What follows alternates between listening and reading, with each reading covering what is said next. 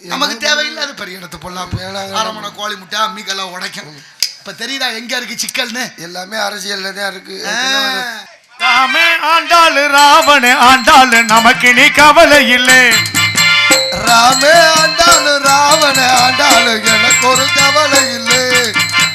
நான் தாண்டா என் மனசுக்கு ராஜா வாங்குங்கடா வெள்ளியில் கூட நீ கேட்டதை கொடுத்து கேட்கிற வரத்தை கேட்டுக்கடா. ராமே ஆண்டாளு ராவண ஆண்டாளு எனக்கு ஒரு கவலை இல்லை.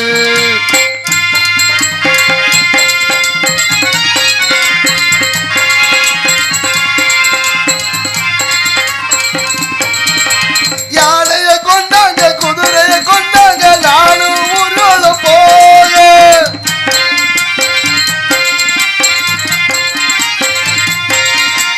யானைய கொண்டாங்க குதிரைய கொண்டாங்க நானும் ஊர்வலம் போய. வாழ தென்ன மாவில எல்லாம் தொங்கல் கோரணமாக ஏண்டாடு ராணிய கூப்பிடு அவளோட சேரிய கூப்பிடு நீ கேட்டதை கொடுப்பேன் கேட்கிற வரத்தை கேட்டுக்கடா. ராமே ஆண்டாளு ராவணே ஆண்டாளு நமக்கு நீ கவலை இல்லை. யாராண்டா நம்மளுக்கு என்ன? நம்ம உலகத்தை நம்மளுக்கு காசு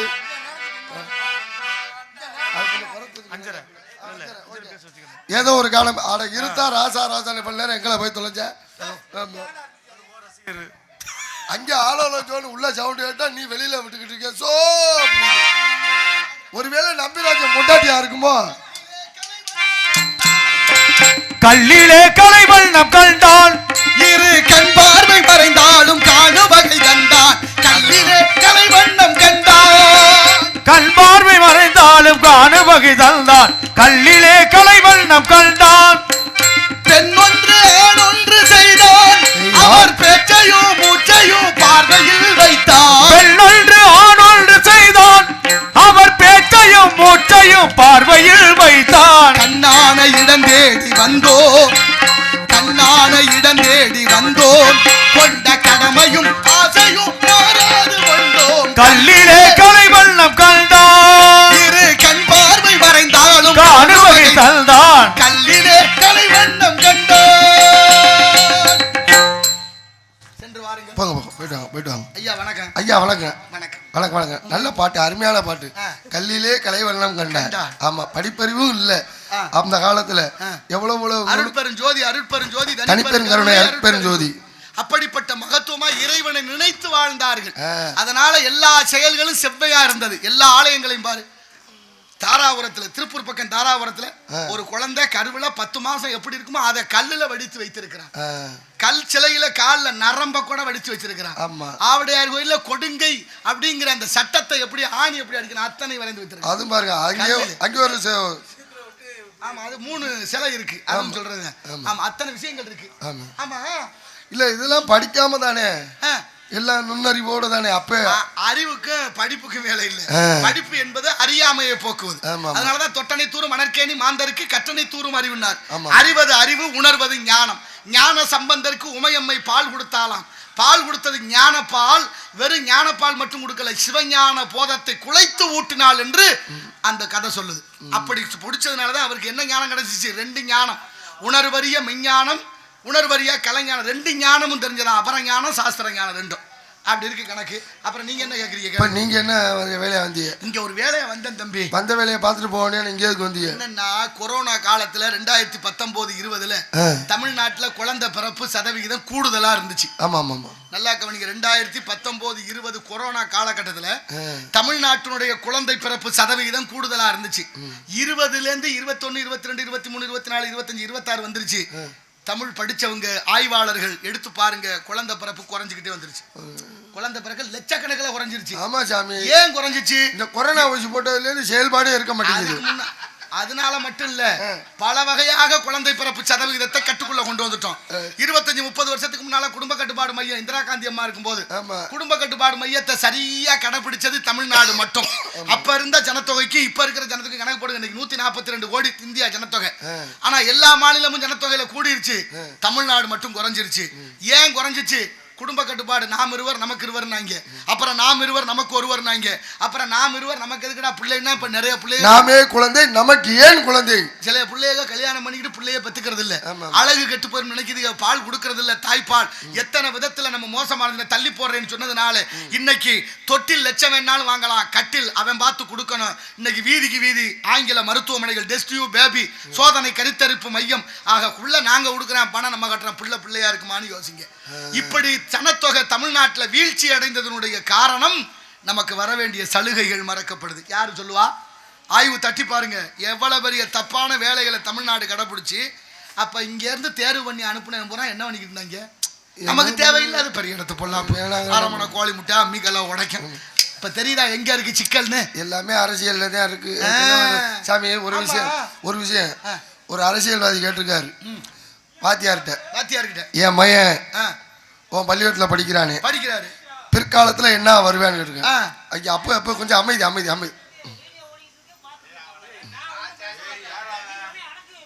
ஐயா உட்காருங்கள, பேசாம ஏன் இப்படி பண்றீங்க? சொல்லுங்க. அரசியல்வாதி கேக்குறாரு வாத்தியார்கிட்ட, என் பையன் உங்கள்ட்ட படிக்கிறானே, உங்க பள்ளிக்கூடத்துல படிக்கிறானே, காலத்துல என்ன ஆவான், பிற்காலத்துல என்ன வருவேன்னு. கவலைப்படாத. கவலைதான் பட முடியாம. ஐயோ எனக்கு பழகிருச்சு சாமி. உங்களுக்கு பழகி போச்சு? எனக்கு பழகி போச்சு. ஆமா அடிக்கடி என்ன செய்யறது வாங்க. சரி. என் மையன் உங்க பள்ளிக்கூடத்துல படிக்கிறானே, பிற்காலத்துல என்ன ஒரு வேலை அரசியல்வாதி கேட்டிருக்காரு. கேட்ட உடனே அதுக்கு அந்த வாத்தியார் சொல்லியிருக்காரு, கவலைப்படாத, உன்னைய மாதிரியே உன் மையனும் பெரிய அரசியல்வாதியாத்தான் வருவேன் அப்படின்னு இருக்காரு. எப்படி? எதனால அப்படி சொல்றீங்க? ஆமா, எந்த கேள்வி கேட்டாலும் நெஞ்சு வலிக்குதுன்னு போய் பெஞ்சில படுத்துக்கிறேன் அவன் மையன், கண்டிப்பா உன்னைய மாதிரியே பெரிய அரசியல்வாதியாத்தான் வருவேன். சிறப்பு அப்படித்தான் இருக்கணும். எழுத்தறிவித்தவன் இறைவன். நம்ம என்ன விதைக்கிறோமோ அதை அறுத்து தானே ஆகணும். ஒரு முட்டை கடைக்காரர் கேட்டிருக்காரு, என்னன்னு, என் மையன் உங்க பள்ளிக்கூடத்துல படிக்கிறானே, என்ன வாங்குவேன், என்ன மார்க் வாங்குறான்னு. முட்டையாத்தான் வாங்குறேன். நீ வித்துக்கிட்டு இருக்க, உன் மையன் வாங்கிக்கிட்டே இருக்கேன் முட்டையா. ஒருத்தர் வாங்கினா ஒருத்தர் விற்கணும்ல. எவ்வளவு சேர்த்து வச்சிருக்கிறோமோ அதை கெடுக்கிறதுக்கு ஒரு பிள்ளை பிறக்குமா இல்லையா? அதனாலதான் முதல் நல்ல குடும்பத்துல நல்ல பிள்ளை பிறக்குமான்னு தெரியாது. ஒரு குழந்தை பிறக்க 10 மாசம். சின்ன சந்தேகம், என்ன குழந்தை பிறக்கிறது 10 மாசம் தானே? ஆமா, பிறந்த நாள் கொண்டாடுறப்ப 1 வருஷம் ஆகி போயிருது. அது என்ன வயசு கணக்கு பண்றாங்க? ஆமா, 12 மாசம். தாயார் சுமக்கிறது 10 மாசம், அவங்க அப்பா 2 மாசம் சுமக்கணும். அதனாலதான் யார் மையன்னு கேட்டா இன்னார் மையன்னு சொல்றேன். மொத்தம் 12 மாசம். அவங்க அப்பா சுமக்கிறது பிந்தைநாதம், பிந்துநாதம், பரநாதம், பராபரநாதம், அமர்நாதம்ங்கிற ஐவகை நாதம். நாதம் என்ற விந்து வடிவமாக விந்துங்கிறது வீரியமா இருக்கணும். 2 மாசம். ஒரு நாள் தாயாரோட கருவறைக்கு போகுது. 3 நாள் தைலமா இருக்கும். 7வது நாள் மலர்ந்துடும். 30வது நாள் முழு பிண்டமாகும். 2வது மாதம் தலை உண்டாகுது, 3வது மாதம் வயிறு உண்டாகுது, 4வது மாதம் பாதம் உண்டாகுது, 5வது மாதம் முதுகெலும்பு உண்டாகுது, 6வது மாதம் ஜீவன் உண்டாகுது, 7வது மாதம் கண்மூக்கு செவி உண்டாகுது, 8வது மாதம் சகல உறுப்புகளும் பூர்த்தியாகுது, 9வது மாதம் பூர்வ ஜென்ம நினைவு உண்டாகுது, 10வது மாதம் குழந்தை தலைகீழாக திரும்பி பூமியை நோக்கி கதறி வருது. சிறப்பு. இதுல என்ன காரணம் தெரியுமா? 6வது மாதம் ஜீவன்கிற நினைவாற்றல் வந்துருது. துள்ளிக்கிட்டே இருக்கும். அந்த குழந்தைக்கு 6வது மாசம் நினைவு வந்துடும். நினைவு வந்தோடனே என்ன செய்யுமா? தாய் தூங்குனா புள்ள தூங்கும் வயிற்றுக்குள்ள, தாய் சிரிச்சா புள்ள சிரிக்கும், தாய் அழுதா புள்ள அழுகும். அதனாலதான் 7வது மாதம் வளகாப்பு கொண்டாடணும். வளகாப்பு எது கொண்டாடுறோம்? அந்த தாயாருக்கு நிலைய மங்களகரமா மலர் சூடி, மஞ்சள் பூசி, குங்குமம் வச்சு, இனிப்பு கொடுத்து, கை நிறைய வளையல மாட்டி, புத்தாடை உடுத்தி இருந்தா அந்த பொண்ணு சந்தோஷப்படுவா. பொண்ணு சந்தோஷப்பட்டா வயிற்றுல இருக்கிற பிள்ளையும் சந்தோஷம். அதான் தொப்புள் கொடி பந்தம். இதை கொண்டாடணும்ல. அந்த ஒரு தடவை கொண்டாடிட்டு விட்டுறக்கூடாது. 6வது மாதத்துல இருந்து 10வது மாதம் வரைக்கும் வயிற்றுல குழந்தைய வச்சிருக்கிற பெண்கள் கோயில்களுக்கு போகணும், நல்ல சங்கீதம் கேட்கணும், வீர வரலாற்றுக்களை படிக்கணும், ஞானமான விஷயங்களை சேகரிக்கணும், ராமாயணத்துல சுந்தரகாண்டம் படிக்கணும், கண்டபுராணம் படிக்கணும். இப்படியெல்லாம் இருந்தா அந்த குழந்தை கருவிலே திருவாவான். நாளைக்கு அவன் 4000 பேரை உற்பத்தி பண்ணுவான். அதுதான் சரியா இருக்கும். இப்ப குழந்தைய வயிற்றுல வச்சுக்கிட்டு சீரியல் ஓடுது. ஐயோ, அவளை கல்யாணம் பண்ண விட்டுருவேனா? அப்படியே கல்யாணம் நடந்தாலும் அவளுக்கு முதராத்திரி நடந்துருமா? ஏண்டா? அப்படியே முதராத்திரி நடந்தாலும் அவளுக்கு புள்ள பிறக்க விட்டுருவேனா? அவளை அப்படியே கருவுல கருத்தறுத்துற மாட்டேன். யாரு சொல்றது? மாமியா சொல்ற. இங்க வயிற்றுல பிள்ளைய வச்சுக்கிட்டு அதை பாத்துக்கிட்டு இருந்தா அதை பாத்துக்கிட்டு இருந்தா என்ன வேணும்? இங்க மருமக நடக்கிற பாத்தியா இந்த கோழிய காலை சட்டக்குன்னு ஒட்டிக்கிறேன்னா இல்லையானு பாரு. மாமியா அங்கிட்டு நடந்து போயிட்டு இருக்கும். மாமியால சாடை குத்தி சறுக்குனா சாடை நமக்கு எவ்வளவு கதைகள் இருக்கு. ஒன்னா ரெண்டா சொல்லிட்டு உணவு கூட உணர்வை தீர்மானிக்குது. என்ன சாப்பிடுறோமோ அதுக்கு தகுந்த புத்தி வேலை செய்யும். மாம்பழம் அதிகமா சாப்பிட்டா வயிற்று போக்கு உண்டாகும். நெய் அதிகமா சாப்பிட்டோம்னா அசீரணம் உண்டாகும். எருமைப்பாலை அதிகம் குடிச்சோம்னா மண்டை உண்டாகும். அப்ப உண்ணுகிற உணவு சாப்பாடு கூட சரியா சாப்பிடணும்னு நம்ம தமிழ் சமூகம் சொல்லி வைத்தது. அவசர கதியில சாப்பிடுறோம். அது மட்டும் இல்ல, சோத்தை வடிச்சு விட்டு அப்புறம் வறுத்து விட்டு அப்புறம் புடைச்சு விட்டு அப்படியே சாப்பிடுறது. என்னடா அது கொடுமை. வாதம் காலில் வந்துச்சு, கையில வந்துச்சு. எங்க ஊர்ல அறந்தாங்கில ஒரு தம்பிக்கு நாக்குல வந்துருச்சு வாதம். ஏன் நீ சொன்ன அந்த ஃப்ரைட் ரைஸே சாப்பிட்டு துரித உணவகம் எவ்வளவு வேகமா பயணிக்கிறோமோ அவ்வளவு வேகமா போயிடுறோம்ங்கிறது யதார்த்தம். 120 வருஷம் வரைக்கும் வாழ்ந்த தமிழ் சமூகம் இன்னைக்கு 40க்கு மேல தள்ளல. அத்தனை சின்ன வயசுல பல்ல போறாங்க அள்ளிக்கிட்டு போகணும் போகணும்னா என்ன போய் சேர்ந்துருவாங்க. எப்போதுமே ஒரு டீ கடைக்காரரு காலையில எந்திரிச்சோடனே ஒரு வயதான ஒரு முதியவர் வருவார. சரி, அவருக்கு டீயை கொடுத்து விட்டுத்தேன். மற்றவங்க எல்லாத்துக்கும் டீ குடிப்பாங்க. விவரம் தெரியும். 3 மணிக்கு எந்திரிச்சு கடைக்கு போன ஆளு எல்லாம் இருக்கு. இன்னைக்கும் போற டீ குடிக்கிற பழக்கம் எப்படி தெரியுமா? வெள்ளைக்காரன் ஆட்சியில தான் வந்தது. அதுக்கு ஒரு வரலாறே இருக்கு. மதுரையில தான் முதல்ல தேநீருங்கிற டீயை கொடுத்துருக்கிறேன். வெள்ளைக்காரன் சும்மா கொடுக்கல, 6 மாசம் இலவசமா கொடுத்துருக்கிறேன். சரி, என்னமோ இலவசமா எப்போ வந்திருக்காங்க இவங்க இலவசம் வாங்குறதுல அன்னைக்கு இருந்தே ஆரம்பிச்சிருக்காங்க. இவங்க போய் தினமும் போய் அந்த தேநீருங்கிற டீயை வாங்கி குடிச்சிருக்காங்க. சும்மா தானே கொடுக்குறாங்கன்னு குடிச்சுக்கிட்டே இருந்திருக்காங்க.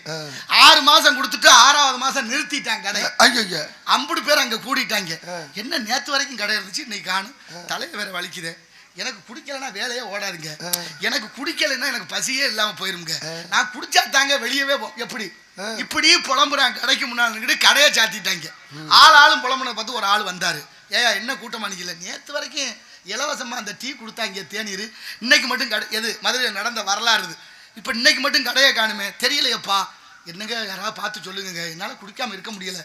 பழகின பழக்க வழக்கம் பாருங்க. எனக்கு தலையை வலிக்குது, ஒருத்தர் வயிற்ற வலிக்குது, எனக்கு கை கால் ஓடாது, ஒருத்தர் வேலை பார்க்க ஆளாலும் ஒன்று சொல்றாங்க. இப்போ அந்த கடையை நடத்தின வெள்ளைக்காரன் வந்தேன். என்ன ஒரே கூட்டம் மாதிரி ஓர்மேன் அப்படின்னு ஆங்கிலத்தில். ஏன் நேற்று குடுத்தியல இந்த குடிக்கணும் அப்படியா? அவசியம் குடிச்சே ஆகணுமா? குடிக்காம இருக்க முடியாதா? இருக்க முடியாதியா? நல்லா இருப்பா, குடித்தே ஆகணும். அப்படி குடிக்கிறதா இருந்தால் 10 காசு கொடுங்கன்னு 10 காசுக்கு ஆரம்பிச்சான் முதன்னு தேநீர். மனசாட்சியோட சொல்லுங்க, இன்னைக்கு எவ்வளவுக்கு டீ விற்கிது? நம்ம ஊர்ல 10 ரூபாய்க்கு விற்கிது. நகரங்களுக்கு போங்க 20 ரூபா, சென்னைக்கு போங்க 25, 245 ரூபா, 1000 ரூபாய்க்கு காப்பி இருக்கு, டீ இருக்கு. ஆமா, தெரியுமா உங்களுக்கு? இதை யார் உண்டு பண்ண? வெள்ளைக்காரன் உண்டு பண்ண. பழகுனது தானே, விட்டு தொலையலாம்ல. இப்ப நீங்க சொன்னீங்கல்ல இந்த கதை தான் ஜியோ சிம்மு. அப்படி வாங்க. 6 மாசம் இலவசம், அடுத்து ஒரு 6 மாசம் இலவசம் அடி நொறுக்கி கடைசியா என்னாச்சு? 350. அதை வச்சதுதான் வேலை. இன்னைக்கு என்ன ஆகி போச்சு? 300 ரூபாய்க்கு ஒரு மாசத்துக்கு போட்டா ஒரு மாசம் கொடுக்குறாங்க. 22 நாள்ல தொலைச்சா. அதே அவங்க கணக்கு மட்டும் ஒரு மாசத்துக்கு 30 நாள், அவங்களுக்கு 28 நாள் தான். சரி, அதை யாராவது கேட்கறானா? கேட்க மாட்டான். சரி, 28 நாள் கொடுக்குறானு முழுசா கொடுக்குறானு 26வது நாளே சொல்லிடுவேன். உங்க இது முடிய போது நீங்க பணத்தை ஏத்துங்க. அப்புறம் 3 மாசம் கொடுக்குறவன் 90 நாள் கொடுக்கணும்னா 84 நாளோட முடிக்கிறான். யாரும் கேட்கல. பாராளுமன்றத்தில் நாடாளுமன்றத்தில் ஒரே ஒரு நாடாளுமன்ற உறுப்பினர் இந்த கேள்வியை எழுப்பினாரு. அவரை அவையே விட்டே தூக்கி வச்சுட்டாங்க. அப்ப மக்களை சொரன்றதுக்கு என்ன வேலை நடக்குது பத்தியா? யாருக்கும் தெரியல என்ன நடக்குது. அது போயிட்டு போய் சாமி, அந்த உங்களை நான் பார்த்திருக்கேன். என்னவா? உங்க சொந்தக்காரங்களோட உங்களை பார்த்தேன். என் சொந்தக்காரங்க வேற வந்தாங்களா? எனக்கு தெரியாம எப்படி வந்தாங்க? இப்ப வரும்போது தோரங்குறிச்சியில பார்த்தேன். அங்கே எங்க வந்தாங்க? அவுட்டர்ல இந்த பேக்கரியில இதே மாதிரி தான் வேஷம் போட்டு அமராமா ஆஞ்சநேயா பச்சை கோவிந்தம் பிச்சை எடுத்திருந்தாங்க. அது சோத்தால் அடிச்ச பிண்டங்கள். வயிறு வளர்க்க வழி தெரியல, கடவுள் பெயரால பிச்சை எடுக்க. தமிழ்நாட்டுல சாமி வேஷம் போட்டு சாமியவே பிச்சை எடுக்க என்ன வேணாலும் செய்வாங்க. 1000 சிலைகள் திருடு போனச்சுன்னா ஐயா பொன்மாணிக்கவேல் சொன்னாரு. இன்னைக்கு வரைக்கும் அதுக்கு பதில் தெரியல. எல்லாத்துக்கும் கேள்வி வருது, பதில் தான் கண்டுபிடிக்கல. குழந்தைகளுக்கு பிறந்த நாள் கொண்டாடுறோம். எப்படி கொண்டாடுறான்? நீ சொல்ற பேக்கரிங்கிற அடுமனையில போய் ஒரு கேக்க வாங்கிட்டு வந்து, ஒரு ரொட்டியை வாங்கிட்டு வந்து அதுல மெழுகுவர்த்தியை குத்தி அந்த பொம்பளை பிள்ளையோ ஆம்பளை பிள்ளையோ பிறந்த நாள் கொண்டாடுற பிள்ளைய பூனு ஊத சொல்லி அணைச்சு கொண்டாடுற தமிழ் சமூகம். விளக்கேற்றித்தானே பழக்கம். விளக்க அணைக்கலாமா? எவன் கண்டுபிடிச்சா இந்த கலாச்சாரத்தை? குழந்தைக்கு பிறந்த நாள் என்றால் புத்தாடை உடுத்துங்கள், மங்களகரமா விபூதியோ திருநீரோ வைங்க, குங்குமமோ வைங்க, கோயிலுக்கு கூட்டி போங்க. வசதி இருந்தா 4 ஏழை குழந்தைகளுக்கு துணிமணி எடுத்து கொடுங்க, சோறு போடுங்க. உங்களால என்ன முடியுமோ செய்யுங்க. அந்த குழந்தை கையால விளக்கேற்ற சொல்லுங்க. ஒரு மரக்கன்று நட்டு வைக்க சொல்லி வாழ்த்துங்கள். ஆள் போல் தழைத்து அருகு போல் வேறுண்டின்னு சொல்லி வளர்த்த சமூகம் இன்னைக்கு பிறந்த நாள்ல ஊதி அணைக்கிறத கொண்டு வந்து விட்டுட்டோம். அப்ப எவ்வளவு தப்ப நம்மள அறியாம செஞ்சுக்கிட்டு இருக்கிறோம். ஆள் போல் தலைத்து ஆலமரம் வைக்கிற இடத்துல மட்டுமா இருக்கும்? அது அங்கங்க விழுது விட்டு பறந்து விரிந்து வளர்ந்துரும். அதுபோல நம்மளோட புள்ள பறந்து விரிந்து நல்ல வாழ்க்கை சிறப்பா இருக்கணும்னு ஆலமரம் மாதிரி தழைக்கணும்னு அருகு போல வேறு உண்டு. அருகு பட்டு போனது மாதிரி இருக்கும், ஆனா ஒரு துளி மழை விழுந்தால் அப்பவே துளிர்க்கணும். அதனாலதான் அதுக்கு பேர் வாடா பயிர் வருத்தமில்லா சும்மா வையகத்து புதுமை என்ற அத்தனை காரணங்களும் காரியங்களும் சொல்லப்பட்டிருக்கு. ஆமா இருக்கட்டும், இங்க என்ன நினைச்சுக்கிட்டே வந்தேன். பாரு, தொண்டைக்குள்ள இருக்கு, வாய்க்கு வர மாட்டேங்குது. தொண்டைக்குள்ள இருக்கு, வாய்க்கு வர முடியுதா? வாய்க்கும் தொண்டைக்கு என்ன 500 மைலா இருக்கு? அதான் பக்கத்துல இருக்கு. ஏன் வரல? நம்ம நினைச்சா வராது, அவன் நினைக்கணும். முதல்ல பேச்சில்ல நமக்கு ஒளிதான் இருந்தது. அந்த ஒளியை மொழியாக்கி, மொழியை முதல்ல களிமண்ல எழுதி, அப்புறம் பானை ஓட்டுல எழுதி, அப்புறம் பனை ஓலையில எழுதி, அப்புறம் கல்லுல வெட்டி வச்சு கல்வெட்டாக்கி, செப்பு தகடல எழுதி செப்பேடாக்கி, எத்தனை விதமாக இந்த மொழிகளை காப்பாற்றினார்கள் முன்னோர்கள். நம்ம மொழியை சிதைத்து கொண்டிருக்கிற ஒரு இனத்தை அழிக்க அருவாளோ கத்தியோ துப்பாக்கியோ தேவையில்லை, மொழியில கை வச்சா போதும் என்பதை உணர்ந்து ஒரு கூட்டம் மேலிருந்து திட்டம் போடுறேன். தெரியுமா உங்களுக்கு? உலக சுகாதார மையம் பூமியில தண்ணி வத்திக்கிட்டே இருக்குன்னு நாசா எச்சரிக்கினா, வேர்ல்டு ஹெல்த் ஆர்கனைசேஷன் எச்சரிக்கினா, ஆனா நம்ம எதை பத்தியும் கவலை இல்லை. சரி, அது போட்டேன். இங்க சத்தம் கேட்டுச்சு. இங்க நாங்க திணைக்காவல் காத்துட்டு இருக்கோம் சாமி. உங்க பேரு? என் பேர் வீரதேவன். உங்க அப்பா பேரு? நம்பிராஜ். எந்த நம்பி? வேடு ஒருத்தர். இந்த வேட்டு வச்சாரு வேற ஒருத்தருங்க. வேட்டு வச்சது அவர் இல்லையா? ஆமா, வேட்டு வச்சாருங்க. அப்பயே வேட்டு வச்சாலும் அப்படித்தான் இருக்கும். எல்லாருக்கும் வேட்டு வைக்கிறவங்கள பார்த்தா இருக்கு. ஆமா ஆமா. வெடி பொருள்னு பேரு, அதுக்கு பேரு வெடி மருந்து. வான வேடிக்கைன்னு பேரு. வானம் வேடிக்கை, வேடிக்கையாக போயிருக்கணும். அந்த வேடிக்கையை மருந்தை கண்டுபிடிச்சவர் யாரு? Albert Nobel. மூலக்கூறு டைனமிக்னு பேரு. அந்த மூலக்கூறை கண்டுபிடிச்சவர் ஆல்பர்ட் நோபல். அவர் கண்டுபிடிச்சது எதுக்குன்னா, பாழடைந்த மண்டபங்களை உடைக்க, மாலை பாதைகளை சீரமைக்க, அதுக்காக கடினமான பொருள்களை உடைக்கிறதுக்கு தான் அந்த வெடிமருந்தை கண்டுபிடிச்சாராம் ஆல்பர்ட் நோபல். டைனமிக்னு பேரு. அவர் உயிரோடு இருக்கும்போது பத்திரிகையில் ஒரு செய்தி, அவர் புகைப்படத்தை போட்டு நாசகார வெடிமருந்தை கண்டுபிடிச்ச நோபல் மரணம்னு செய்தி வந்துருச்சு. படிச்சு பார்த்துட்டு கண்ணீர் விட்டு அழுகிறார். நம்ம உயிரோடு இருக்கும்போதே செத்து போயிட்டோம்னு போட்டாங்களே, நல்லதுக்கு கண்டுபிடிச்ச மருந்தை நாசகார வேலைகளை திட்டமிட்டு செய்கிறான் இந்த மனித சமூகம். நம்ம உயிரோடு இருக்கும்போது இந்த கதி நான் செத்த பிறகு என்னென்ன சொல்லுவாங்க, அதனால என்ன செய்யணும்னு முடிவு பண்ணாரு. தான் சம்பாரிச்சு வந்திருந்த சொத்துல 90% அறக்கட்டளையாக எழுதி இந்த நாட்டில் கொடுக்குறாங்க பாரு நோபல் பரிசு 6 துறைக்கு. அந்த நோபல் பரிசு அவர் பேரால அவருக்கு சொந்த பணம், அதுதான் கொடுக்கப்படும். தன்னுடைய பேரை காப்பாத்துறதுக்கு கண்டுபிடிச்ச நாசகார வெடிமருந்துன்னு சொன்னாங்க பாருங்க, அதுக்காக கண்டுபிடிச்சாரு. இங்க என்ன நடக்குதுன்னா, நம்ம இந்திய தண்டனை சட்டப்படி வெடிமருந்து ஒரு வெடியில 60.7% தான் வைக்கணும். இங்க நீ பெரியாளா நான் பெரியாளான்னு காட்ட 1000-2000 அளவுக்கு வெடிமருந்துல வெடியை வச்சு மருந்தை வச்சு அதை பூமியில வெடிச்சா பூமி அதிருது. நிலம் அதிர்னால் என்ன ஆகும்? உயிரினங்கள் பதறுது. ஒரு மார்பிளை பால் குடிக்கிற தாயோட குழந்தை பதறா, இதய நோயாளிகள் பதறுகிறார்கள். அப்ப நம்ம என்ன செய்யணும்? வான வேடிக்கையாக இருக்கணும், விபரீதமாக இருக்கக்கூடாது என்பதை அறிவார்ந்த தமிழ் சமூகம் உணர வேண்டும் என்ற காரணத்தினால திணைக்காவல். அடுத்த காவல்ல என் தங்கை வள்ளி, அதுக்கு முன்னாடி ஆள் இருக்கு. எதுக்கு? நம்ம ஆளுதான். என்ன சேர்க்கிற? என்ன சாமி உங்களுக்கு கல்யாணம் ஆகலையா? நான் பிரம்மச்சாரி, மூவாசியம் இல்லாத. அப்படிலாம் பொய் சொல்லாது. என்ன பொய்? என்ன சாமி, நீங்க சாமியார் தானே? ஆமா. எங்க நீங்க வேற சாமியார்னா எப்படி இருக்கணும்? 10 பொம்பளையோட பங்களாவோட காரு பணம் அவன் தான் சாமி. நீ போய் நீ சாமியில போய் அவசியம் நீ போய் பாரு, அங்கே பங்களா என்ன, 10 பொம்பளை என்ன, கார் என்ன, ஏசி ரூம் என்ன, எல்லாத்தையும் விட்டவன் தான் ஒரு காலத்துல சாமியார். எதுவுமே வேணாங்கிறது அந்த காலத்துல சாமியார போனேன். இப்ப எல்லாம் இருக்கிறது தான் ஒரிஜினல் சாமி. ஆமா, 9 கோடி சொத்து பட்டினத்தார அந்த காலத்திலே தெருவுல ஓட்டாராம்.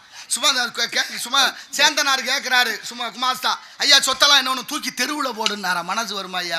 அப்படிப்பட்டவர்கள்லாம் பிறந்த நாடு. நம்ம கற்பனையா கூட கண்ணி பார்க்க முடியல. என்ன செய்ய? நீ சொல்றது நியாயம் தான். நான் பற்றற்ற ஞானி, ஒரு நாளைக்கு ஒரு இடத்துல தங்க மாட்டேன். அப்படிங்களா? ஆமா. வேற ஏரியா வச்சிருக்கீங்க? அப்படி இல்லையா? அங்கங்க சென்று அதர்மத்தை தடக்கி தர்மத்தில் இந்த மாதிரி நெல் விதைக்கிறோம்ல, ஆமா, பயிர் முளைக்குது, ஊட களையும் முளைக்கும். பயிர் நல்லா இருக்கணும்னா களைய பிடிக்குதான். அந்த வேலை தான் நான் செய்யறேன். இந்த பக்கம்லாம் போனீங்கன்னா வெள்ளை வெள்ளையர்னு ஒரு பூ பூக்குது பாருங்க, ஒரு செடி. ஆமா, தெரியுமா உங்களுக்கு? வெள்ளையா பூ பூக்குது, அரிக்கும். அரிக்கும். அது என்ன செடின்னு தெரியுமா? ஆங்கிலத்தில் அதுக்கு ஒரு பேர் இருக்கு, வாய்க்கில் நுழையல எனக்கு. அந்த பேரை கொண்டு வந்து சாமி அந்த நம்ம மாலை வச்சு இப்போ மாலையில் அதை தான் இதுக்கு பதிலாக கட்டுறாங்க. அந்த செடி தான் இங்க சில பேருக்கு வெள்ளை விழுகுது பாருங்க, அதுதான் காரணம். அது காத்துலேயே பரவும். அதை அழிக்கிறதுக்கு நம்ம நாட்டில் அரசாங்கம் ஒரு சட்டம் போட்டு அதை அழிக்க முற்பட்டார்கள். அழிக்க முடியலை. தூவனவன் அமெரிக்காக்காரன். அதை அழிக்க முடியலை. அவரவர் கையில் எடுத்து அழிச்சாத்தான் முடியும். அது காத்திலே பரவும். அது என்ன ஆகும்னா உடம்புல வெள்ளை விழுகிறத ஏற்பாடு பண்ணுறது அந்த செடி. யார் சொல்லுவா? ஒரு ஊரில் ஒருத்தர் அதை பறிச்சுக்கிட்டு வந்து என்கிட்ட கொடுத்து இதை சொல்லுங்கன்னு சொல்லி, என்னது பாக்டீரியா பரவுது, ஆர்த்தினியா, அந்த பேர் நான் அழகா அண்ணன் ஞாபகம் வச்சிருக்கிறேன். ரொம்ப அழகா அந்த செடி விஷச்செடி. நம்ம உடம்புல இருக்க வெள்ளை விழுகிறதுக்கு காரணம் அந்த செடி. அது நிறையா இருக்கு. நான் அந்த பக்கம் போய் பார்த்தேன். மார்த்தினின்னு பேர். மார்க்கினியாவா? பார்த்தினியம். பார்த்தினியம்.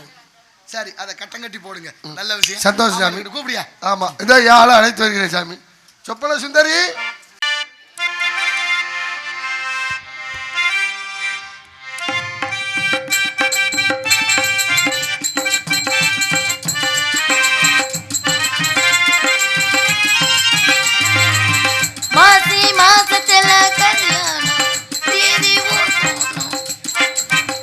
ஒண்ணு முடிச்சு போட ஒருத்தே ஓடி வருவான் நான் பார்த்து என்ன கேட்டாலும்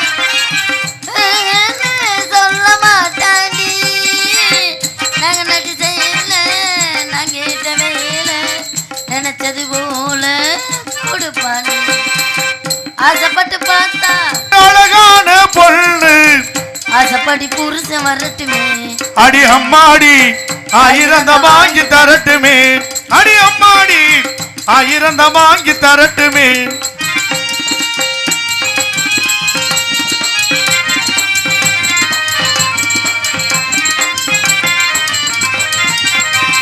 பார்த்தா ஊர் மயங்கும் பிள்ளை வாச்சம்மா பிள்ளை பார்த்தா ஊர் மயங்கும் ஆள் பிள்ளை வாச்சமா பிள்ளை கையு மலகு கல்லு மலகு கட்டலகந்தாண்டி பூ போல என்ன எடுப்பாண்டி பசுக்கென்னு ஒண்ணு கொடுப்பாண்டி மலையோடு மேலும் கூடி வருங்க நினைச்சது போல முடிப்பேன் ஆசைப்பட்டு பார்த்தா ஒரு அழகான பொண்ணு ஆசைப்படி புருஷ வரட்டுமே அடி அம்மாடி ஆயிரந்த வாங்கி தரட்டுமே அடி அம்மாடி ஆயிரந்த வாங்கி தரட்டுமே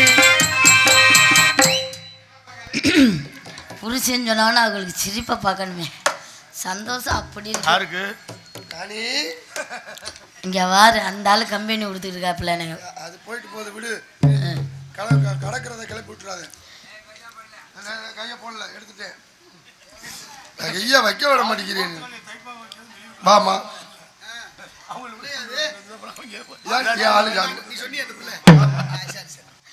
பிரம்மச்சாரி பிரம்மச்சாரி வழுக்கு விழலாம் பிரம்மச்சாரி பிரம்மச்சாரி வழுக்கி விழலாமா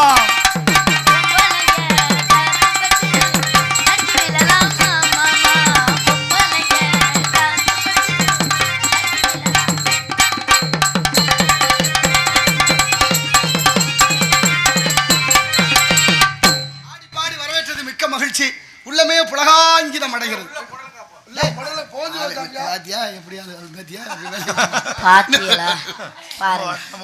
அடுத்த காவல் ஆளி யாரியா வள்ளியம்மா இந்த யோசனை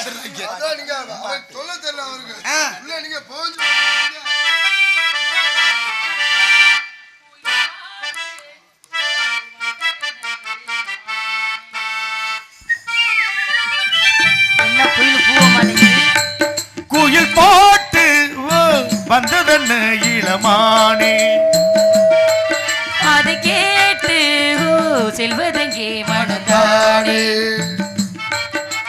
இன்று வந்த இன்பம் என்னவோ அதை கண்டு கண்டு என்ன பொங்கவோ கோயிலே போ போ இனி நான் தானே இனி உன்றாகம் அது என்றாகம் கோயில் பாட்டு வந்ததென்ன இளமானே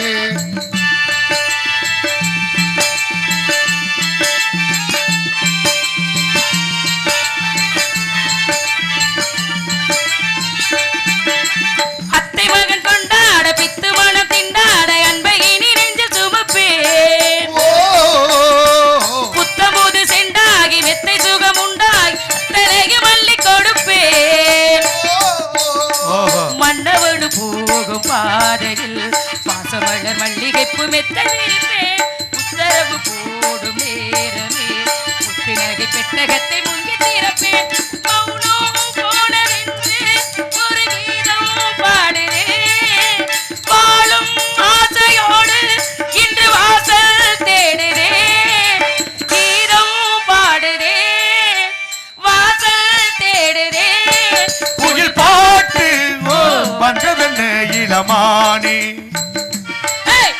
கேட்டு செல்வதங்கே மனம்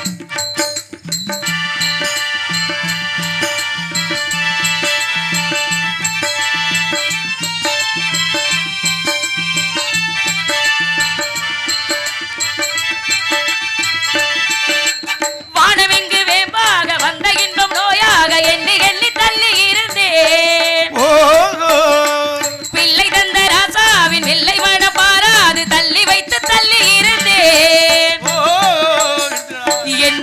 கையில் ஆடும் தாமரை கையசைக்க காலசைக்க பொத்தி வளர்ப்பேன் கற்பகத்து பொற்பதத்து பூச்சரம் நித்தமரை என்னருகில் எண்ணி சிரிப்பேன் மௌனம் போனதென்று ஒரு கீதம் பாடுதே வாழும் ஆசையோடு இன்று வாசல் தேடுதே கீதம் பாடுதே வாசல் தேடுதே குயில் போட்டு வந்ததென்ன இளமானே அதை கேட்டு செல்வதெங்கே மணந்தானே என்று வந்த இன்பம்